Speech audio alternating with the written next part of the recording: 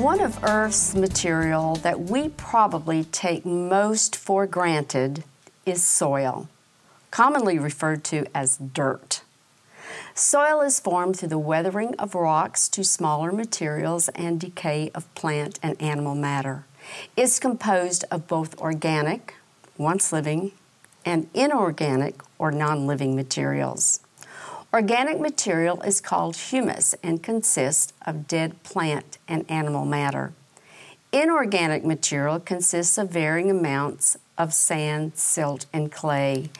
These three types of inorganic material vary in size and shape of their particles. The proportions of sand, silt, and clay affects the quality of the soil. In Activity 1, students take a close look at soil, setting the groundwork for later studies of plant growth and decomposition. They examined several soil samples and identified their components. Students also set up terrariums for study in later activities. This activity will take about 50 minutes. It can be completed in 1 or 2 class periods.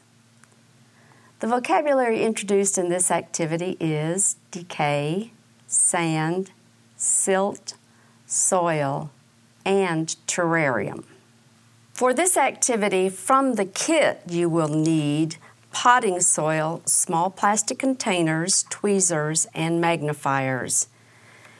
For each terrarium setup, you will need the terrarium with the lid. You will need 2 bags of humus, 1 bag of gravel, and the rye seeds, of which you would probably want to put about a half a tablespoon in each of these measurement cups. You will also need the spray bottles and masking tape. In addition to the kit materials, you will need to supply local soil, a tablespoon, white paper, large, a measuring cup, newspaper, a pitcher with tap water, paper towels, and spring water. You will also need to make 3 copies of Activity Sheet 1 for each student. To get ready for this activity, obtain approximately 8 cups of local soil. Place a sample of the local soil in 1 small plastic container and about 2 tablespoons of potting soil in the other. For the terrariums, rinse and dry the large plastic containers that are to become the terrariums. Do not use detergent or bleach. Place about 40 ryegrass seeds or about a half a tablespoon in each plastic cup for each team of 4. Fill the spray bottles with spring water and fill a pitcher with tap water. The focus question for this activity is, what are the components of soil? Show students a sample of local soil and ask, does anyone recognize what this is? The students might respond, soil or dirt. Write decay and soil and explain that decay means to rot or break down into smaller pieces. Soil is the top layer of the Earth's surface and is composed of tiny pieces of rock and decaying plant or animal matter. Kathy, why is soil important? It grows a lot of the plants, and I have a lot of favorite foods that come from those plants. So that's a real important job if it's going to grow our food. That's exactly right. And tell the students that they will be taking a closer look at several kinds of soil to find out what each type of soil is made of. Distribute the activity sheet and give each group of 4 students a large piece of paper, 2 magnifiers, tweezers, and a cup of potting soil. Explain that this is potting soil and direct the students to observe the soil closely. You might want to remind them how to use a magnifier. Show us, Kathy, how you think is a good way to get kids to use a magnifier. Okay, so just put it down and then move it to your eye until it's focused to where you can see the material below it. Okay, that's great. Now, Kathy, can you describe the soil? Do you want me to dump some out on the paper, or do you want me to I just think look that at would it be from up fine. here? Sure, dump it out to get a little contrast going there. Do you see any evidence of plant material, which would be organic matter? Actually, I do. I see something that looks like a seed covering, and I have these little stringy things in there that looks like they might have come from plants. And then when I look closer, I see different colors in there. Okay, great. So you know it's a mixture of something. At this point, students should answer question 1 on the activity sheets. Next, write sand, silt, and clay on the board. Tell students to imagine holding sand between their fingers or distribute a pinch to each team. You have sand in your kit. Kathy, how does the sand feel? It feels gritty, kind of rough. Rough, okay, rough texture.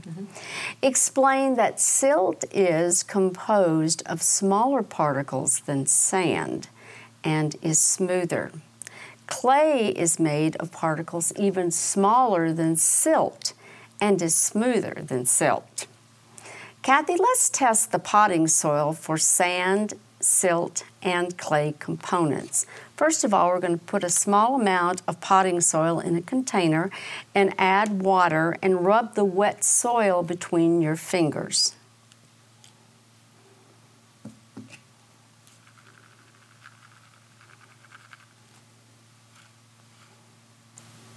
How does it feel?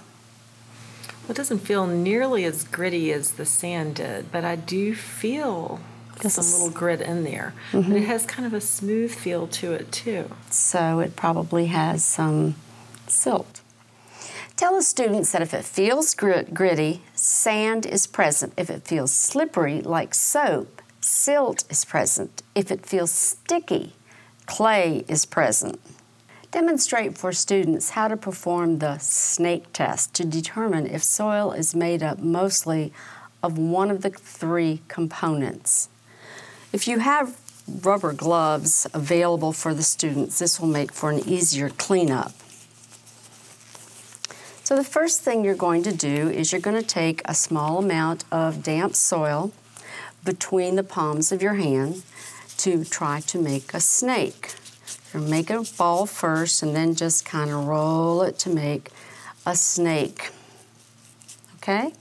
Tell the students if the soil is mostly sand, you cannot make a snake at all. If the soil is mostly silt, you can make a snake, but it will crack when you bend it. If the soil is mostly clay, it will bend without breaking. Distribute small plastic container and paper towels to each team of 4. Have students place some potting soil into the container. Then you're going to pour water into the containers. Kathy, we're going to let you do this, and we're going to let you perform the snake test. It's going to be important that the students pour just the right amount of, get just the right amount of water into that potting soil. And if something happens, you get too much water in there, you can always add a little bit more soil to it. Because that happens sometimes. Okay. Okay. All right. Ooh, it doesn't hold together very well, does it? Not. It's not So really would you say, nice. Kathy, that there is sand, silt, or clay in the potting soil? Well, I'd say it has a lot of sand in it, but it must also have some silt because I can get it to form a little bit of a snake, but it won't hold together very much. Okay. Students will repeat this activity with 2 other snake tests, with peat humus and local soil. We have demonstrated here for you what you can expect. The potting soil, which contains a lot of sand, will come together, but it will not stay. It falls apart very easily. The peat humus, which contains more silt, can hold together, but again, not very well. We have some soil from central United States that contains quite a bit of clay. One of the things you can see is that it holds together very well, and when you bend it, it doesn't tend to crack. Whereas this soil comes from the eastern coast of the United States. It contains a lot of sand, but when you try to bend it, it just breaks apart. So students will find out that peat humus contains primarily silt with some sand, but has a finer texture. Local soil may be a combination of sand, silt, or clay. So Kathy, let's go back to the focus question of this activity. What are the components of soil? Well, the components of soil, it's made up of little bits of rock and decaying plant and animal material or organic material. And we found out that we can run tests on different soils to find out if it has sand, silt, or clay in it. Great. Now, if you wish to break Activity 1 into 2 sessions, this is a natural breaking point.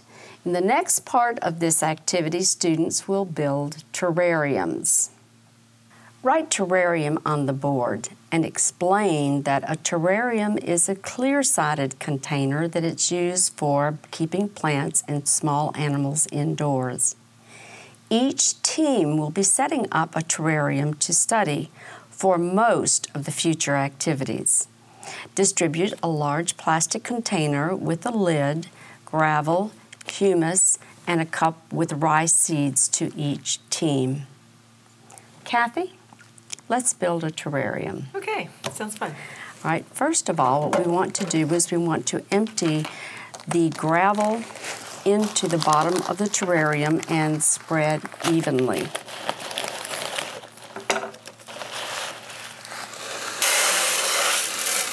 Good job. Okay, just kind of spread that out. Okay, now we're going to put another, first bag of humus over the gravel and spread that evenly.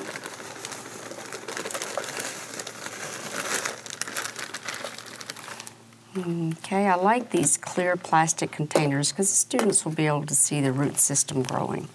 All right, now we're going to put this bag of peat humus into the container, but I'd like for you to just put your hand around the bottom like this and just contain that amount. So for all of that.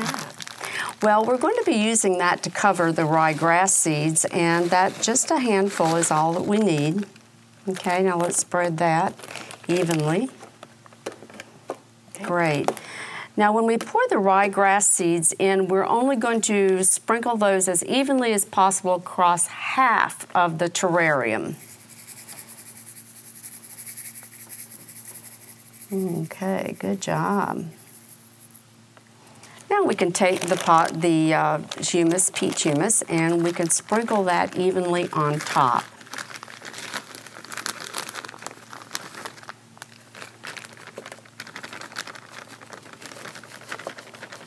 Okay, it's all right because the soil, the seeds really don't need to be down too far in the soil.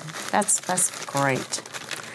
All right, now what we want to do is take our spray bottle and we want to mist the soil until it's fairly damp but not saturated, because the plants will need to have some air space and we don't want to saturate the soil.